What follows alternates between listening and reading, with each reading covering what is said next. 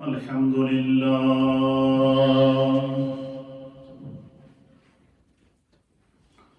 الحمد لله نحمده ونستعينه ونستغفره ونؤمن به ونتوكل عليه ونعوذ بالله من شرور أنفسنا ومن سيئات أعمالنا من يهده الله فلا مضل له ومن يضلله فلا هادي له ونشهد أن لا إله إلا الله ونشهد أن سيدنا وسندنا ونبينا ومولانا محمدا عبده ورسوله أما بعد فأعوذ بالله من الشيطان الرجيم بسم الله الرحمن الرحيم وإذا قيل لهم آمنوا كما آمن الناس قالوا أنؤمن كما آمن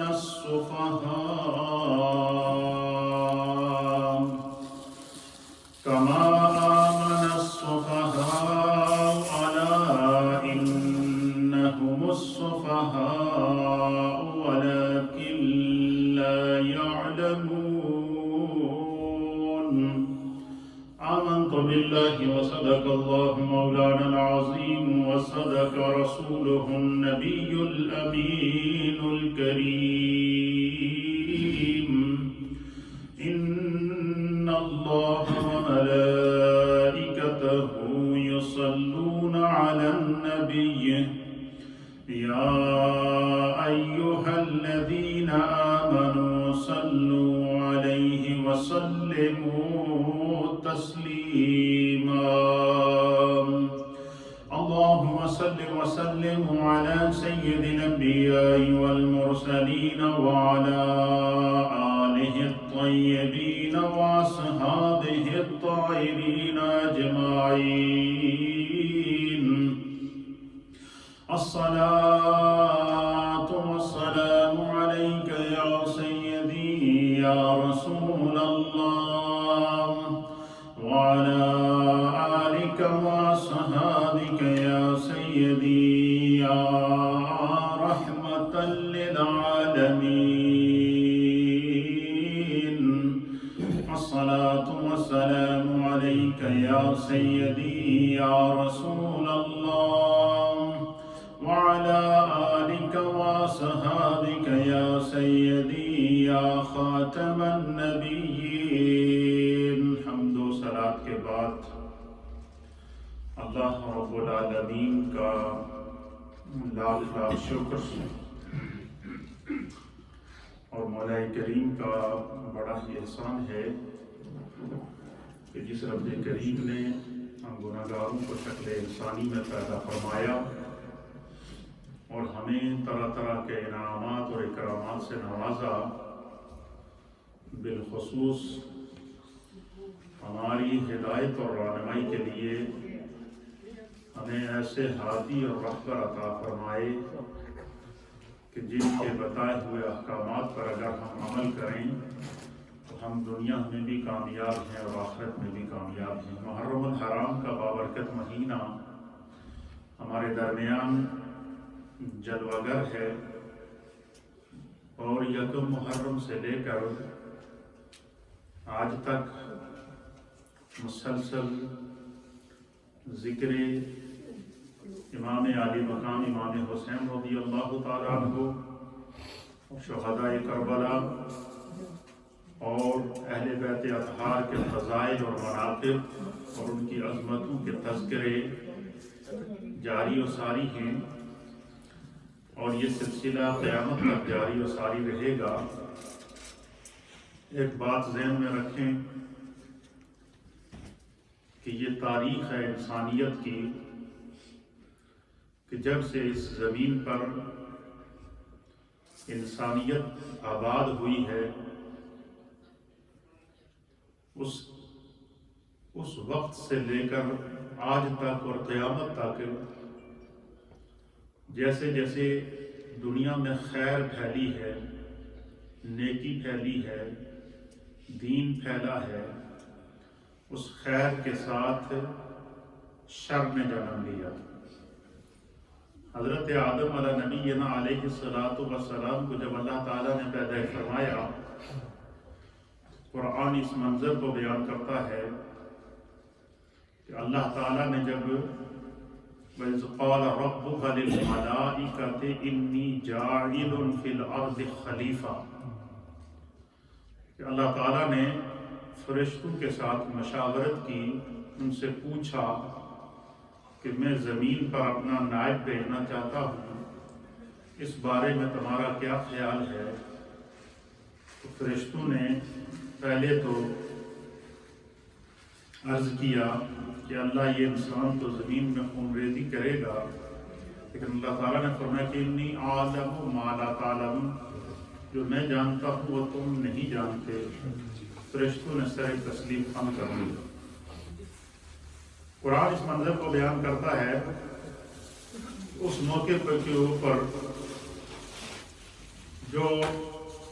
تکلیف اور پروٹیسٹ کیا وہ ابلیس نے کیا، شیطان نے کیا، اور اس نے اللہ تعالیٰ کی نافرمانی کی۔ اور جب اللہ کی نافرمانی کی تو اللہ تعالیٰ نے اسے راندۂ درگاہ کیا، تو پھر اس نے اعلان کیا کہ بارے الہ اس انسان کی وجہ سے مجھے راندۂ درگاہ کیا جا رہا ہے، تو جب تک یہ انسان زمین پر موجود ہے میں اس کو جو ہے وہ کامیاب نہیں ہونے دوں گا اور فساد بقا کرتا رہوں گا۔ تو نبی پاک صلی اللہ تعالیٰ علیہ وسلم نے اشارہ دیا کہ رب کی طرف سے شیطان کو یہ کہا گیا کہ تو اپنا کام جو کرنا ہے وہ کرتا رہے، لیکن میں رحمان ہوں، میں انسان کے آخری سانس تک اور قیامت بقا ہونے تک، سورج کے مغرب سے طلوع ہونے تک اس کی بخشش اور مغفرت کرتا ہوں۔ ہر دور میں پاکان امت ان کے خلاف سازشیں کی جا رہی تھی اور ہوتی رہی ہے۔ اس یہی وجہ ہے کہ حدیث پاک کے اندر آتا ہے، نبی پاک صلی اللہ تعالیٰ علیہ وآلہ وسلم نے فرمایا کہ روئے زمین کے اوپر سب سے زیادہ اگر آزمائشوں سے کسی طبقے کو گزرنا پڑا، جو روئے زمین پر سب سے زیادہ مشکل وقت جن لوگوں پر گزرا ہے اور جنہیں مشکلات سے گزرنا پڑا، حضور علیہ السلام نے فرمایا کہ وہ اللہ کے انبیاء ہیں۔ وہ کیا ہیں؟ نبیوں کو سب سے زیادہ انسانیت میں آزمائشوں سے گزرنا پڑا۔ اس کی مثال حضرت آدم علیہ نبینا علیہ السلام پر سب سے پہلی آزمائش آپ کا جنت سے زمین پر اترنا، 300 سال تک گڑ گڑا کر اپنے رب کی بارگاہ میں استغفار کرنا، توبہ کرنا، رب کی بارگاہ میں رجوع کرنا، اور پھر آگے اولاد آدم کا آنا، پھر انبیاء اکرام اولاد آدم میں سے انبیاء اکرام کا پیدا ہونا،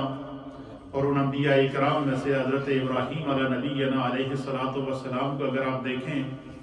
سیدنا ابراہیم علیہ نبینا علیہ السلام کا آگ سے گزرنے کی آزمائش، اپنے بیٹے کے گردن پر چھری چلانے کی آزمائش، حضرت اسماعیل علیہ السلام کی قربانی کی آزمائش، حضرت موسیٰ علیہ السلام کو فرعون کے مقابلے میں آزمائشوں سے گزرنا، پھر اسی طریقے سے جتنے آپ انبیاء کو آپ دیکھیں، حضرت نوح علیہ السلام کا طوفان نوح سے گزرنا، حضرت لوط علیہ السلام کا ہجرت کرنا اور ان کی قوم کے اوپر پتھروں کی برسات کا ہونا، حضرت ہود علیہ السلام کے قوم کی نافرمانی اور ان کو اس آزمائش سے گزرنا، اسی طریقے سے یہ سلسلہ چلتا آ رہا ہے، اور جب تک یہ انسانیت قائم ہے خیر اور شر کی جنگ رہے گی، اور اسی جنگ کا ایک مظاہرہ معرکہ کرب و بلا کے اندر امام عالی مقام امام حسین رضی اللہ تعالیٰ عنہ کو آزمائش سے گزرنا پڑا، تو آپ نے اس آزمائش کے دوران اپنی قربانی پیش کی، 6 ماہ کے ننھے علی اصغر کی قربانی پیش کی، نوجوان علی اکبر کی قربانی پیش کی، اور خاندان نبوت کے 20 افراد کو ایک ایک کر کے کربلا میں قربان کیا، اور پھر جب دیکھا کہ 71 افراد قربان کرنے کے بعد بھی نبی پاک کے دین کو جو ہے وہ بچنا ہے، اپنی قربانی سے کر گزرے۔ پھر اسی طریقے سے آپ خلفائے راشدین کے دور کو دیکھیں کہ سب سے بڑی آزمائش صحابہ اکرام پر جو آئی وہ یہ تھی کہ نبی اکرم صلی اللہ تعالیٰ علیہ وآلہ وسلم خاتم النبیین کا ظاہری طور پر دنیا سے پردہ فرما۔ جب حضور علیہ السلام دنیا سے پردہ فرما گئے، اب سلسلہ نبوت آپ کی ذات پر مکمل ہو چکا ہے۔ اب صحابہ اکرام نے قیامت تک کے لیے نبی کے مشن کو چلانا ہے، قیامت تک کے لیے انسانیت کو دستور دینا ہے، قیامت تک کے لیے انسانیت کے لیے رہنمائی کرنی ہے۔ تو صحابہ اکرام نے متفقہ طور پر امیر المؤمنین، خلیفۃ المسلمین، افضل البشر بعد الانبیاء بالتحقیق جناب حضرت سیدنا ابوبکر صدیق رضی اللہ تعالیٰ عنہ کو خلافت مصطفیٰ کی ذمہ داریاں عطا فرمائیں، اور آپ کو اس منصب پر بٹھایا، اور آپ نے دین کو انہی سطور کے اوپر اس کی جو بنیادیں میرے مصطفیٰ نے رکھی تھی اس کے اوپر آپ نے عمارت قائم کرنا شروع کی۔ حضرت سیدنا صدیق اکبر 2 سال تک جو ہے وہ 2-2.5 سال تک آپ کو اللہ نے حیات عطا فرمائی۔ اس کے بعد سیدنا فاروق اعظم کا دور آتا ہے۔ حضرت فاروق اعظم رضی اللہ تعالیٰ عنہ کے دور میں تقریباً 10 سال سے زائد کا عرصہ جو آپ نے گزارا،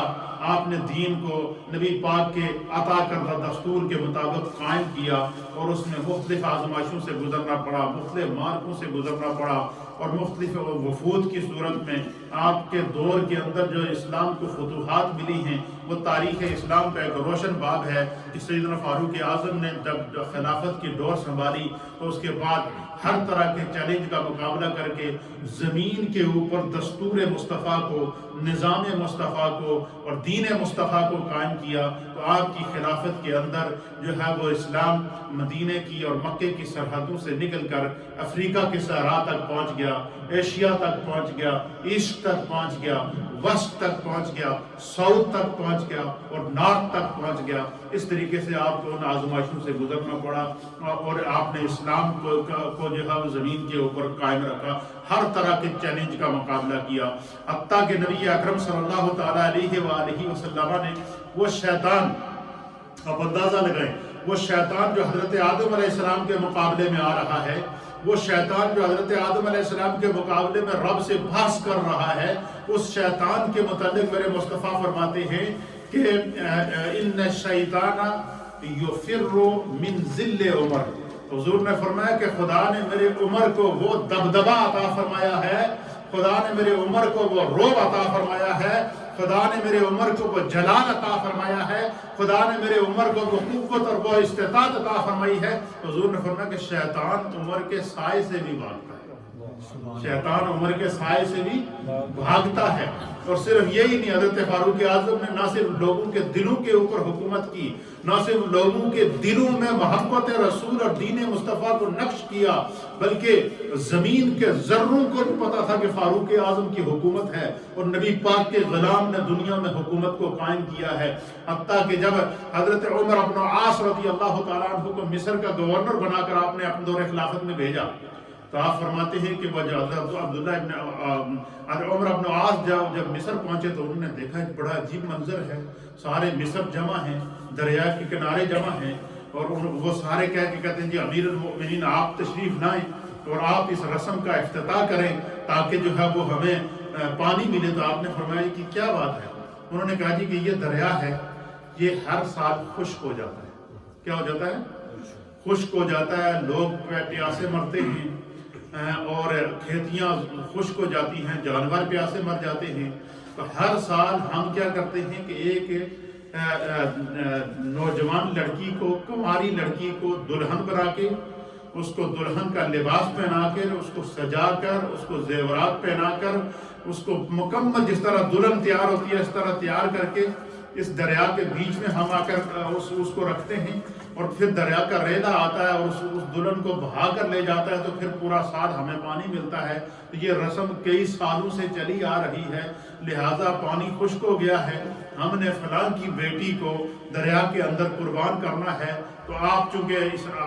اسلام کے امیر بن کر، مصر کے گورنر بن کر آپ آئے ہیں، لہٰذا آپ کو فاروق اعظم نے بھیجا ہے، اس لیے ہم جو آپ چاہتے ہیں کہ اس سال جو ہے وہ اس رسم کا افتتاح آپ سے کرائیں۔ اور نبی پاک کی نگاہوں کے پروردہ صحابہ اکرام، دین پر قائم رہنے والے صحابہ اکرام، حضرت عمر کا انتخاب مصر کے گورنر کے لیے کوئی معمولی تو نہ تھا۔ حضرت عمر بن عاص نے کہا کہ میں تو یہ کام نہیں کروں گا اور نہ تم لوگوں کو کرنے دوں گا۔ آپ نے فرمایا کہ اسلام کے اندر، قرآن کے اندر، ہمارے دین کے اندر ایسی کوئی رسم نہیں ہے کہ جس میں انسانیت کو اس طرح جو ہے انسانیت کی اس طرح تذلیل کی جائے، لہٰذا تم لوگ ایسا کرو گے، تم لوگوں نے اتنا صبر کیا ہے، تھوڑا سا اور صبر کرو، میں اپنا قاصد بھیجتا ہوں، میں لیٹر لکھتا ہوں امیر المؤمنین خلیفۃ المسلمین جناب سیدنا فاروق اعظم رضی اللہ تعالیٰ عنہ کو میں لیٹر لکھتا ہوں، اور فاروق اعظم کے جواب کا انتظار کرتے ہیں۔ اگر فاروق اعظم رضی اللہ تعالیٰ عنہ نے فرمایا کہ اسی طریقے سے جس طرح یہ رسم چلی آ رہی ہے اس کو چلاتے رہو، تو پھر میں اسی طرح کروں گا، لیکن جب تک امیر المؤمنین کا کوئی حکم نہیں آتا، یا جب تک امیر المؤمنین کا اس مسئلے کے اندر کوئی دستور نہیں آتا، کوئی قانون نہیں آتا، کوئی فیصلہ نہیں آتا، تو میں اس پر عمل نہیں کر سکتا۔ تو حضرت عمر بن عاص نے مصر سے ایک قاصد کو بھیجا اور اس کو لیٹر لکھ کر دیا، اور لیٹر کے اندر ساری داستان لکھی۔ لیٹر جب فاروق اعظم کے پاس پہنچا، اللہ اکبر، روایات کے اندر آتا ہے، اہل سیر نے لکھا ہے، الاصابہ فی سیر صحابہ اکرام کی تاریخ کے اوپر، صحابہ اکرام کی حیات کے اوپر یہ پوری کتاب ہے جس کے اندر صحابہ کی زندگیوں کو لکھا گیا ہے۔ اس کے اندر صاحب اصابہ نے لکھا ہے کہ فاروق اعظم نے جب وہ خط پڑھا، عمر بن عاص کا پیغام پڑھا کہ مصر میں لوگوں کو یہ دشواری پیش آئی ہے، تو آپ اٹھ کے بیٹھ گئے۔ آپ اٹھے، آپ روضہ رسول کے سامنے گئے، آپ نے تحری کی، پھر آپ آئے، پھر آپ نے قلم اٹھایا، پھر آپ نے خط لکھا، اور خط لکھنے کے بعد اسی قاصد کو واپس دیا، اور اس قاصد کو کہا کہ یہ خط مصر کے گورنر عمر بن عاص کو دے دینا، اور ان سے کہنا کہ سارے اہل مصر کو وہاں جمع کر کے اسی طرح دریا کے بیچ میں جا کر یہ خط دریا کے اندر رکھنا، اور دریا کے بیچ میں خط رکھ کر وہاں پر اعلان کرنا کہ اے دریا، امیر المؤمنین خلیفۃ المسلمین خلیفہ رسول جناب عمر بن الخطاب کا تیرے لیے پیغام ہے کہ اگر تو خدا کی مرضی سے بہتا ہے تو تو چلنا شروع کر دے، اور آج کے بعد خشک نہ ہونا اور اس مخلوق خدا کو پریشان نہ کرنا، اور اگر تو اپنی مرضی سے بہتا ہے تو ہمیں تمہاری ضرورت نہیں ہے، اب تمہارے اوپر اور انسانوں کی قربانی نہیں دی جائے گی۔ یہ کس کو خط لکھ رہے ہیں؟ دریا کو، پانی کو، زمین کے ٹکڑے کو، امیر المؤمنین، میرے مصطفیٰ کی نگاہوں کے پروردہ، وہ عمر جس کے بارے میں مصطفیٰ کریم فرمائے کہ عمر کے سائے سے بھی شیطان بھاگتا ہے، انہوں نے جب خط لکھا، اللہ اکبر، اعلان کر دیا گیا مصر میں اعلان کر دیا گیا کہ تمام اہل مصر جمع ہو جاؤ، تمام اہل مصر اسی طرح دریا کے کنارے آ جاؤ، جس طرح تم ہر سال جو ہے وہ ایک دلہن کو سجا کر اس دریا کی بھینٹ چڑھاتے ہو، آ جاؤ، آج عمر کا پیغام دریا کے لیے آیا ہے۔ اب دیکھیں کیا ہوتا ہے، اللہ اکبر، سارا مصر جمع ہو گیا، مرد جمع ہو گئے، عورتیں جمع ہو گئیں، نوجوان جمع ہو گئے، خواتین جمع ہو گئیں، ہر طرح سے جو لوگ حیران تھے کہ یہ کیسے ہو سکتا ہے۔ حضرت عمر بن عاص گورنر مدینہ نے وہ خط خود اٹھائے،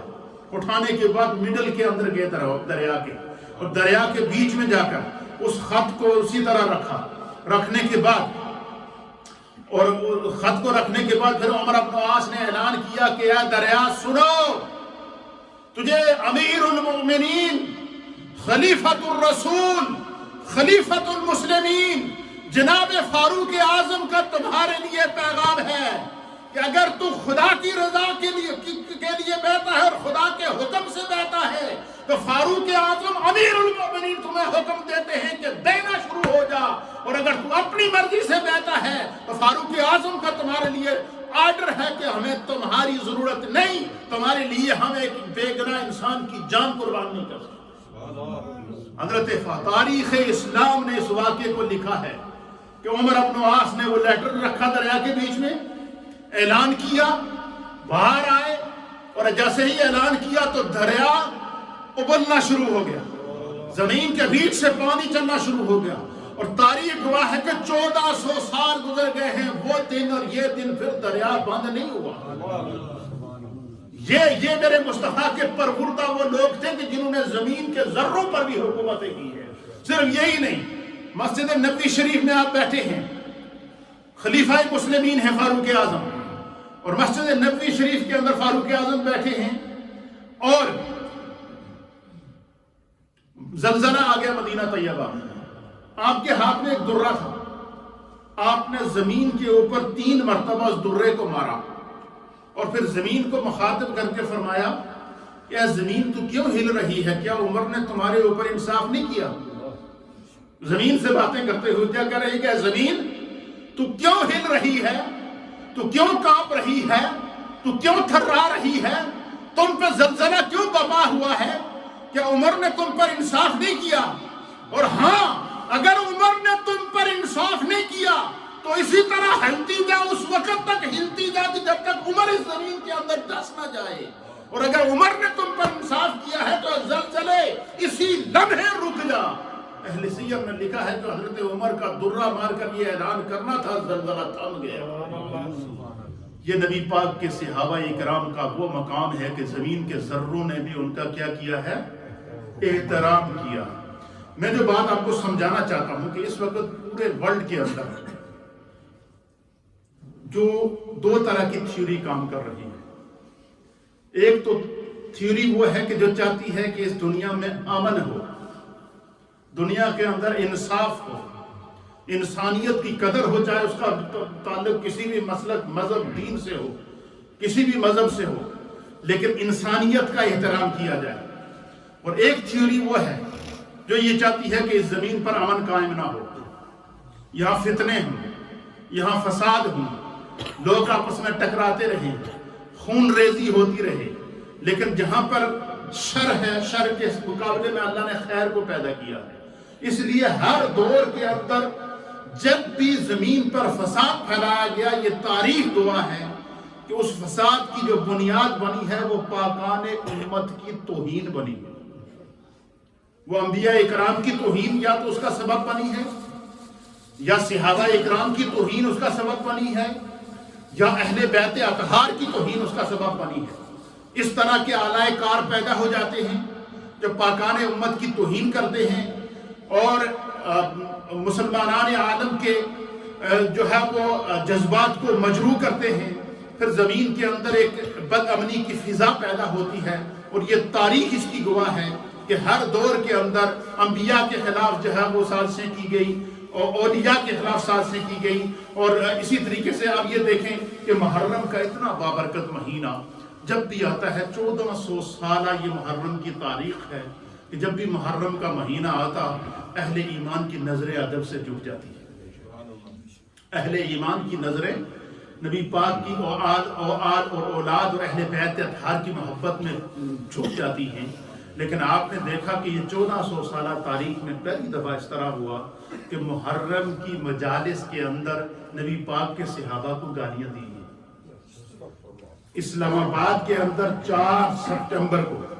4 محرم کو، اسلام آباد کی مرکزی جو امام بارگاہ تھی اس کے اندر ایک فرقہ پرست ذاکر نے خطاب کرتے ہوئے نعوذ باللہ من ذالک سٹیج کے اوپر، سوشل میڈیا کے اوپر، پوری دنیا کے سامنے یہ کہا کہ نعوذ باللہ حضرت ابوبکر صدیق رضی اللہ تعالیٰ عنہ کے متعلق کہ وہ کافر، استغفر اللہ ثم استغفر اللہ۔ پھر یہ اس طرح کے اس نے سیدنا صدیق اکبر کے متعلق مجلس کے اندر منبر پر بیٹھ کر جب گفتگو کی، لوگوں کے جذبات مشتعل ہوئے، اور پھر اس کے اعلی کار پیدا ہوئے حکومتی سرپرستی کے اندر، راتوں رات اس کو ٹکٹ کٹوایا، راتوں رات اس کا انتظام کیا اور اس کو یہاں یو کے امپورٹ کر دیا، یہاں بھیج دیا تاکہ وہاں کی جو بدامنی ہے وہ تو ہو، یہاں کے مسلمان بھی مشتعل ہوں۔ سب سے پہلے تو ہم ہر طرح کی فرقہ پرستی کی، ہر طرح کی سازش کی مذمت کرتے ہیں۔ مسلمانان برطانیہ چاہے ان کا تعلق کسی بھی مذہب سے ہو، کسی بھی مسلک سے ہو، آپس میں ہمیشہ شیر و شکر رہے، اور یہ سازشیں اس طرح کر کے پھر کیا ہوا، پھر 10 محرم کے جلوس کے اندر کراچی کی مین روڈ کے اوپر، مین شاہراہ کے اوپر جو ان کا مین ذاکر ہے، جو نماز ظہرین کی امامت کرتے ہوئے، اس نے وہاں خطبے کے دوران حضرت سیدنا امیر معاویہ رضی اللہ تعالیٰ عنہ، حضرت سیدنا ابو سفیان رضی اللہ تعالیٰ عنہ اور نبی پاک کے صحابہ کے اوپر جو ہے وہ اعلانیہ لعنت کی ہے، جس کو پاکستان کے ٹیلی ویژن اور میڈیا نے اس کو دکھایا۔ اب پاکستان کے اندر اس وقت مسلمان آپس میں ایک دوسرے کے آمنے سامنے کھڑے ہیں، ایک عجیب و غریب کیفیت پیدا ہو چکی ہے۔ ایک فتنہ پھیلا کر پاکستان میں یہاں یو کے آ گیا ہے، دوسرا وہاں پر موجود ہے۔ اس طرح کی سازشیں کر کے جو ہے وہ اسلام کو اور مسلمانوں کے، اب تیسری سازش یہ سامنے آئی ہے، اب کل ہی کی نیوز میں آپ نے پڑھا بھی ہوگا، سنا بھی ہوگا کہ اب فرانس کا کچھ ایک اخبار ہے، یا فرانس کے اندر کچھ ایسی سازشی عناصر ہیں کہ انہوں نے اعلان کیا ہے کہ ہم نبی اکرم صلی اللہ تعالیٰ علیہ وسلم کی گستاخانہ خاکے پھر شائع کریں گے۔ اب یہ پوری دنیا کے اندر مسلمانوں کو لڑانے کی بڑی سازشیں کی جا رہی ہیں۔ اس وقت اہل ایمان کو ضرورت ہے کہ ہر طرح کی سازش کو سمجھے، اور نبی اکرم صلی اللہ تعالیٰ علیہ وآلہ وسلم کے جو صحابہ ہیں، ان کا جو ایمان اور ان کا جو مقام ہے، حضرت فاروق اعظم کا مرتبہ اور مقام تو آپ نے سنا، پھر ایک اور نبی اکرم صلی اللہ تعالیٰ علیہ وآلہ وسلم کے صحابی جن کا نام تھا حضرت عقبہ بن نافع رضی اللہ تعالیٰ عنہ، یہ اس کو بھی صاحب اصابہ نے لکھا ہے۔ آپ دیکھیں گے کہ جو پاکان امت ہیں ان کا مقام اس زمین کے اوپر کیا ہے، اللہ کے نزدیک کیا ہے، زمین کے ذروں کے نزدیک کیا ہے، حیوانات اور جمادات اور نباتات کے نزدیک کیا ہے۔ حضرت اس کو بھی صاحب اصابہ نے نقل کیا ہے کہ حضرت عقبہ بن نافع یہ نبی پاک کے بہت عظیم صحابی تھے، اور فاروق اعظم کے دور کے اندر حضرت فاروق اعظم نے انہیں ایک لشکر کا قائد بنا کر، ایک امیر بنا کر ان کو افریقہ میں بھیجا، افریقہ فتح کرنے کے لیے بھیجا، ملک افریقہ کو فتح کرنے کے لیے بھیجا۔ اور افریقہ کے جنگلوں کے اندر جب وہ لشکر پہنچا تو حضرت عقبہ بن عامر کہتے ہیں کہ میرے ساتھ ہزاروں کی تعداد میں صحابہ موجود تھے۔ اب یہ قافلہ جا رہا ہے، یہ جب افریقہ کے جنگل کے اندر پہنچا یہ قافلہ، تو وہاں بہت گھنا جنگل تھا، خوفناک جنگل تھا، جنگلی درندوں کی وہ آماجگاہ تھی، اور سامنے چیتے، شیر اور مختلف قسم کے جانور، خوفزدہ درندے نظر آتے تھے گھومتے پھرتے ہوئے۔ جب یہ صحابہ کا لشکر اس جنگل کے اندر پہنچا تو رات پڑ گئی ان کو۔ اب رات پڑ گئی تو حضرت عقبہ بن عامر جو ان کے امیر تھے، صحابی رسول، تو انہوں نے ایک جگہ صحابہ سے کہا کہ یہاں پر اپنے خیمے لگائیں، آج رات ہم نے یہاں گزارنی ہے۔ صحابہ نے عرض کیا کہ حضور وہ سامنے دیکھیں ہمیں شیر غراتا ہوا نظر آ رہا ہے، وہ دیکھیں وہاں چیتے موجود ہیں، وہ دیکھیں وہاں سامنے جو وہ سانپ نظر آ رہے ہیں، بچھو نظر آ رہے ہیں، اور جو ہر طرح کا جنگلی درندہ ہمیں سامنے نظر آ رہا ہے، اور وہ سب ہمیں گھور رہے ہیں، اور اس طرح گھور رہے ہیں کہ جیسے ان کو کوئی نیا شکار مل گیا ہے۔ تو ہم اس خوف کے عالم میں یہاں رات کیسے گزاریں گے، یہ جانور تو ہمیں چیر پھاڑ کے رکھ دیں گے۔ حضرت عقبہ بن عامر جن کو سیدنا فاروق اعظم نے امیر بنا کر بھیجا تھا، اب دیکھو فاروق اعظم کی نگاہ دیکھیں، امیر بھی کس طرح کے انتخاب کرتے تھے۔ عقبہ بن عامر نے کہا تم خیمے لگاؤ، اب دیکھو میں کرتا کیا ہوں۔ خیمے لگا دیے، خیمے لگانے کے بعد حضرت عقبہ بن عامر ایک پہاڑ کے اوپر کھڑے ہوئے۔ کس کے اوپر؟ پہاڑ کے اوپر کھڑے ہو کر آپ نے اعلان کیا کہ اے اس جنگل کے رہنے والے درندوں، اے اس جنگل کے رہنے والے جانوروں، اے اس جنگل میں رہنے والے سانپ، اے اس جنگل کے اندر رہنے والے بچھو، اے اس جنگل کے اندر رہنے والے شیر، اے اس جنگل کے اندر رہنے والے چیتے، اے اس جنگل کے اندر رہنے والے درندوں، سنو، میرا نام عقبہ بن نافع ہے. کیا کہا؟ میرا نام کیا ہے؟ عقبہ بن نافع ہے اور میں رسول اللہ کا صحابی ہوں. کیا اعلان کیا کہ میرا نام عقبہ بن نافع ہے، میں رسول اللہ کا صحابی ہوں، اور میرے ساتھ کثیر تعداد میں آج رسول اللہ کے صحابہ ہیں، اور آج ہمارا قیام اس جنگل کے اندر ہوگا. آج نبی پاک کے صحابہ اس جنگل میں تمہارے مہمان ہیں، لہذا اس ایریے کے اندر جہاں ہم نے خیمے لگائے ہیں، اس ایریے میں جہاں ہم نے رات کو قیام کرنا ہے، اس ایریے میں جتنے بھی جنگلی درندے موجود ہیں، جنگلی چرند موجود ہیں، نقصان پہنچانے والے جانور موجود ہیں، ان تمام کے لیے نبی پاک کے صحابی عقبہ بن عامر کا یہ اعلان ہے کہ آج تم یہ علاقہ خالی کر دو، آج یہاں رسول اللہ کے صحابہ نے قیام کرنا ہے. حضرت عقبہ بن عامر کہتے ہیں، صحابہ نے اس منظر کو لکھا ہے، کہتے ہیں رب کعبہ کی قسم. کیا کہتے ہیں؟ رب کعبہ کی قسم. جب میں نے یہ عقبہ بن نافع کہتے ہیں کہ جب میں نے یہ اعلان کیا، تمام صحابہ اس منظر کو دیکھ رہے تھے کہ ہم نے بڑا عجیب و غریب منظر دیکھا. منظر کیا دیکھا؟ کہتے ہیں کہ جیسے ہی عقبہ بن نافع نے اعلان کیا کہ آج نبی پاک کے صحابہ اس جنگل میں قیام کریں گے، لہذا تم جنگلی درندے یہاں سے چلے جاؤ اور کسی کو نقصان نہ پہنچاؤ، تو کہتے ہیں ہم نے دیکھا کہ ایک لائن سے شیر جا رہے ہیں، ایک لائن سے چیتے جا رہے ہیں، ایک لائن سے ہاتھی جا رہے ہیں، ایک لائن سے سانپ جا رہے ہیں،